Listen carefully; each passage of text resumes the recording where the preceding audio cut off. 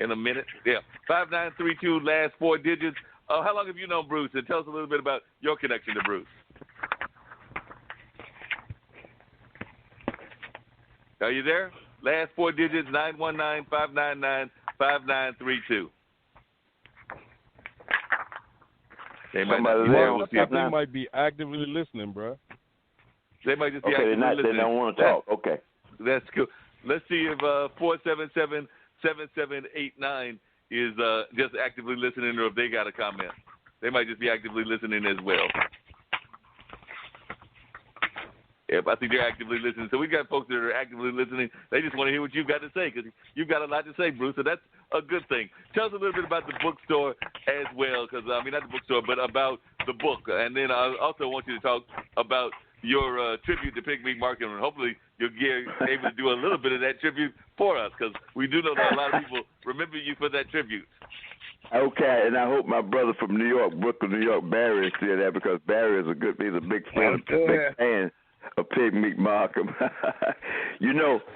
Before we talk about and Mark, this is a good program, because we're talking about the bookstore, talking about me, talking about Fahim, we're talking about various people and what happens in Durham, but you're also talking about Katherine Johnson. But Pigmeat Markham is a person from Durham, North Carolina, who you hear very little about. There's no marker to him in Durham. There's a marker to Blind Boy Fuller, which is fine. There's a marker, I think, to Shirley Caesar, which is also very well and good. But we'll get back to Pigmeat in a minute. But my book is called Recapturing the African Mind. And the book is, again, Recapturing the African Mind. And it is an examination of the mental destruction of Africans and of Africans in America, and throughout the world, caused by Eurocentric religion and Eurocentric education. Let me repeat that. My book is called Recapturing the African Mind, and it is an examination of the mental destruction of Africans in America, because that's what we are. A lot of your listeners, and we don't want to admit we're Africans, but that's what we are. The mental destruction of Africans in America and throughout the world, caused by two institutions: Eurocentric education, meaning your college, your high school, your elementary school, Eurocentric education, and Eurocentric religion. So that's what my book is about. It talks about from page 1 up until page 350 about the mental destruction of blacks in America and throughout the world. And on the back of my book, I say, on the island of Jamaica, where snow is unheard of, people of African descent are singing chestnuts roasting on an open fire, Jack Frost nipping at your nose, and I'm dreaming of a white Christmas. Wow. I said, Another line on the back page. In Zimbabwe, Southern Africa, the Northern European traditions of Santa Claus and Christmas trees are celebrated. Another statement on the back. In Nigeria, West Africa, one of the most popular cosmetic products sold is skin lightening cream. Across the continent of Africa, pictures of a white Jesus bearing no resemblance to the inhabitants are prominently displayed and vigorously defended. In America, young people are routinely admitted to universities as Africans and graduate as Greeks. That's just a few things on the back of my book. So that's what it's about. I go all over the world, and I came about the book because in about 1985 or 1986, I was teaching a course at St. Augustine's College in Raleigh, North Carolina, a course in world civilizations. And in world civilizations, the instructor is supposed to instruct the students on the history of all the great countries of the earth. And I noticed while teaching the history of Spain, the history of France, the history of Germany, the history of Scotland, the history of Ireland and Denmark and Sweden and all the world's countries, European countries we're talking about now, wherever they went as conquerors and colonizers, they would always establish two institutions. I noticed this consistently all the time. They would always establish a church and a school. And I recognized that, and I began to ask myself, well, why is this? And then I began to think about it, Mark, and I thought about the fact that both of these institutions controls what goes on in the mind of the human being. The church gives you information on Sunday and at your revivals throughout the week. And in the summertime at Vacation Bible School and Sunday School, it gives you information that goes into your mind in the church. And I also noticed that the other institution that Europeans would always build the schools. The schools always dictate what goes into the mind of the child. Every day, Monday through Friday, and sometime on the weekend, even at the games, football game, basketball game, they deal with what's going on in your mind because they have you stand up for the Star-Spangled Banner, indoctrinating your mind. Have you been late for school at Bergen School and W.G. Pearson School and East End School and schools in elementary schools in Durham, North Carolina, and Creedmoor and Oxford and all around? They have us saying, I pledge allegiance to the flag. All of this is making you become a Negro who can know nothing about your own people, but who will eventually go out into the world when you get your degree after being indoctrinated, and then you will work for the benefit of your slave master. Unless somebody gets to your mind and turns it around and makes you look at how asinine, how crazy it is for us to think as we think. And that's what my book does. My book is it's like a scalpel, like a knife, it's like a surgical tool that cuts back from the ignorance of black people and tries to cut out the rot and cut out the terrible fermentation that's been caused in our minds, and to give us some new minds again, because we don't know who we are. We don't know who we are. That's very true. And if for folks that are interested in the book, and since the No Bookstore isn't around, and like we said, it's hard to find black bookstores, is there a way that folks that don't have a copy of the book can get the book? What's the best way that folks can find that book? Is it on Amazon? Is it where is the book available if folks don't have the book, or do they just need to call you, Bruce?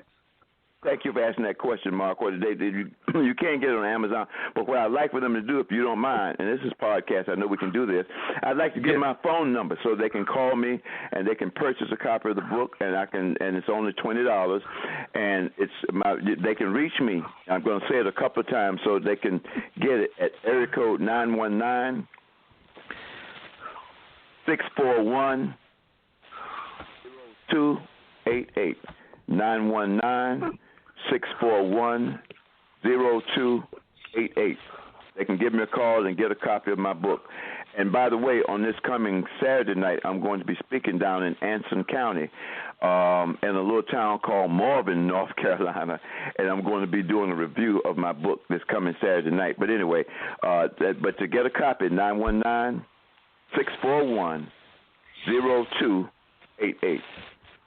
And where will you be speaking?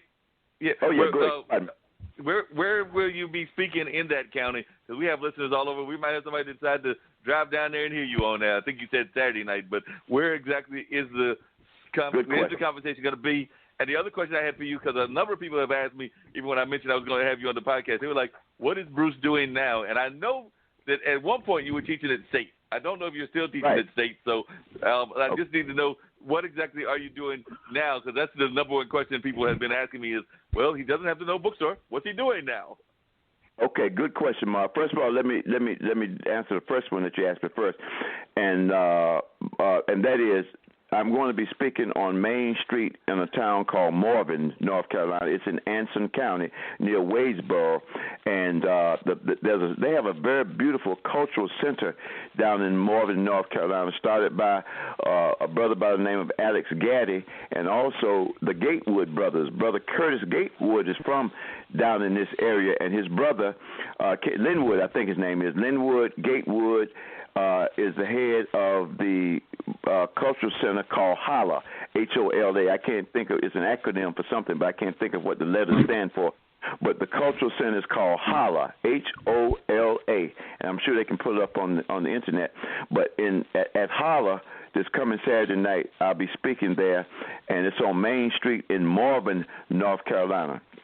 And as for me now, just lately I'm teaching at the Apex School of Theology out on Alexander Drive in Durham, North Carolina, and also I am doing lectures and workshops around the country, and this being Black History Month, I've been rather busy this month. You know, everybody's black this month, so won't be as busy in about a week or so because the people who are black now, they'll turn white in a week or so.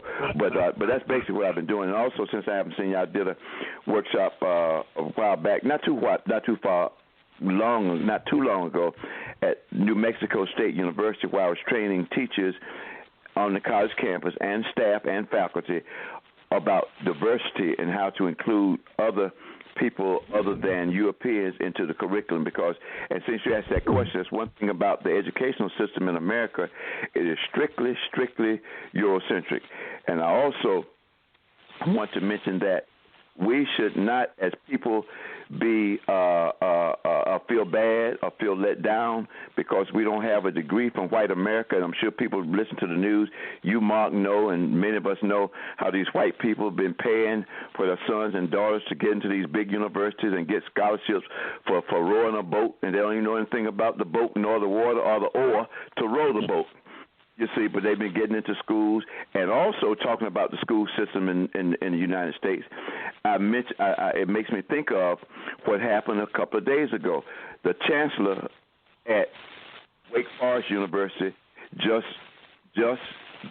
2 days ago at Founders Day apologized for Wake Forest University and Wake Forest's involvement in slavery. He apologized at Founders. Had you heard? You hadn't heard it, had you?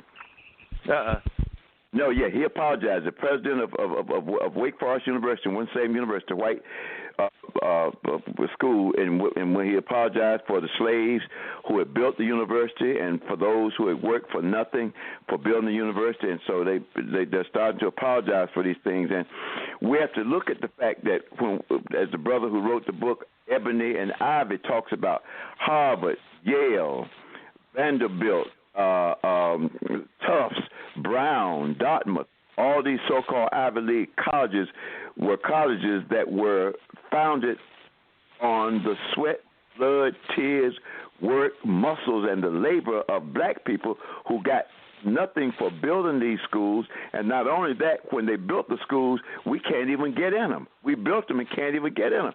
As a matter of fact, the government of Antigua, which was also in the news, I'm giving you a little world news now, the government of Antigua just filed a lawsuit against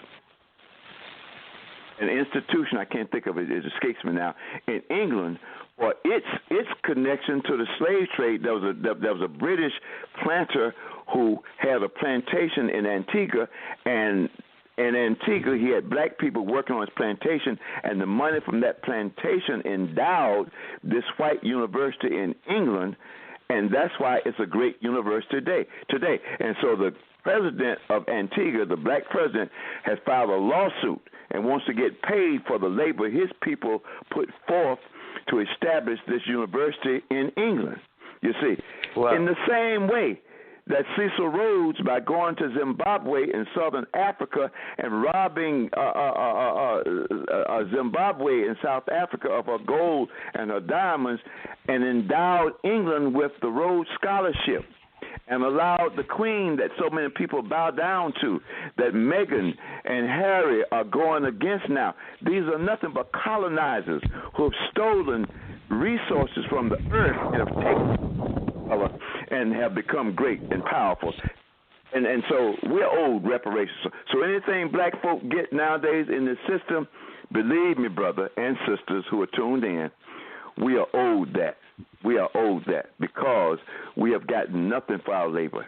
And I'm going to be quiet after I make the statement. As I said to a group Saturday, I think it was, at a church, I spoke at a church this past Saturday. Take every man of color off the basketball teams.